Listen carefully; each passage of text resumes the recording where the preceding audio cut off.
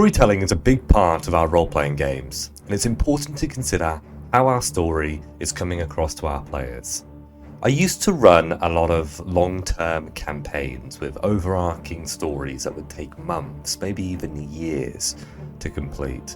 And whilst these campaigns were pretty cool, if I can say so myself, they did require a lot of investment from myself and my players, and I found that more often than not, I would not have the same players finishing a campaign who actually started it, as life would not always allow them to do that. Sometimes it would get in the way. Hi, I'm Loki and welcome back to the Lair. I hope you guys have had a good Christmas and I hope you're ready for 2024, which I'm hoping is going to be a big year for our hobby. I think 2023 was a very mixed year. There were some great new TTRPGs that came out, like Shadow Dark, for example, which I've been playing quite a lot. But there was also a lot of controversy with Wizards of the Coast, which I'm sure we remember, the OGL and all of that. So hopefully this year is going to be a bit better. Obviously I heard about what happened at Wizards of the Coast with them laying people off. Yeah, obviously I didn't cover that. I'm sure you can understand why, but I hope you're excited for the video that we're going to be talking about today. Make sure you guys have liked this video if you haven't already, and you've subscribed to the channel as well, so you can follow me and my ideas into all the topics I'll be discussing in 2024. Thank you very much. I'd like to consider myself quite a dedicated dungeon master, and I don't really get burnt out, and it's rare that I give up on a campaign or a story. But I found as I've got older, the idea of long-term storytelling isn't really a good one anymore, unless I've got a really dedicated group. The reality is most groups out there can't handle a multi-year campaign with the same continuous story.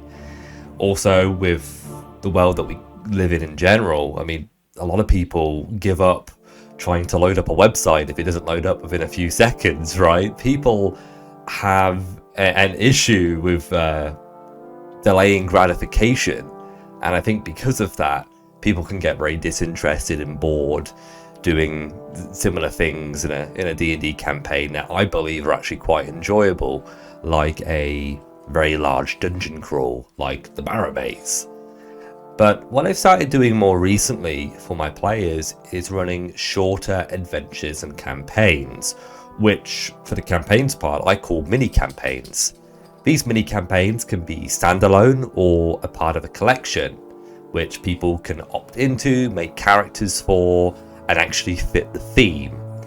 But they are typically self-contained stories with a variety of NPCs, locations, monsters, and treasure as well. They take anywhere from 2 to 12 weeks, and this really depends on the volume and the scale of what you're looking to run. But they all have a start, a middle, and an end. It's funny, but I can really count on one hand the amount of times I've actually managed to finish a story in someone else's game. Things usually either collapse because people get disinterested, or the DM gets burnt out, or something like that. I'd say these mini campaigns are a bit like shorter modules, right? I would like to use the term modules to describe these things, but I think modules are so varied and different in style that I think mini campaigns is probably the better reference for this. If you're somebody who values continuity and wants that continued story, I would consider linking these types of adventures together to follow a set premise. For example, in my Keep on the Borderlands story, which I've been running now for a while, the party has spent a good, 4-6 months foiling the various plots and schemes of the cultists that reside in the Caves of Chaos. If you haven't watched my video on the Keep on the Borderlands, I recommend you watch it. The last part of the video, I actually go through how I would run it, and that's actually how I'm running it right now. So it's really, really cool. and they have destroyed undead shrines, like cultist shrines, where they're raising the dead from. They've stopped an assassination plot on the Lord of the Keep, and they've also killed local monster chieftains, like hobgoblin rulers, bugbear rulers, and stuff like that, who are aligned with the leader of the cultists, who I've called the Dark Lord. All these adventures have furthered the story and have kind of seen a payoff from the player's investment. But there are also other ways that you as a dungeon master can provide that payoff, and it's not just with treasure.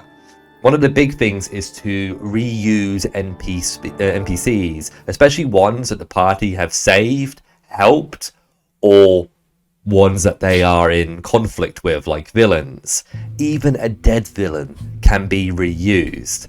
In a world that is full of necromancy, any villain can be returned from the grave and come up later in the story.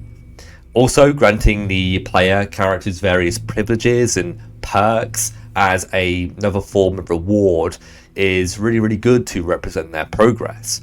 I actually use a fame tracking system in my campaigns, which allows players to gain fame or infamy from certain actions in completing quests and killing monsters over the course of their many adventures. And this fame can be used to help persuade or intimidate NPCs or secure deals and discounts for goods. It's also good for me as a DM, as it allows me to gauge how NPCs are treating the party based on their current score. I think this really marks the end of the video. A bit of a shorter one today. And I really want to ask you guys, what do you think of the topic discussed? Do you agree or disagree with what I've talked about? Is there anything that really stands out that you already do or don't do? What topics would you like to see me discuss in the future? What are you really looking for from D&D videos, so I can have a bit of a gauge as we come into the new year? Let me know in the comment section below. I'll see you guys next time on Loki's Lair. Merry Christmas. Until then.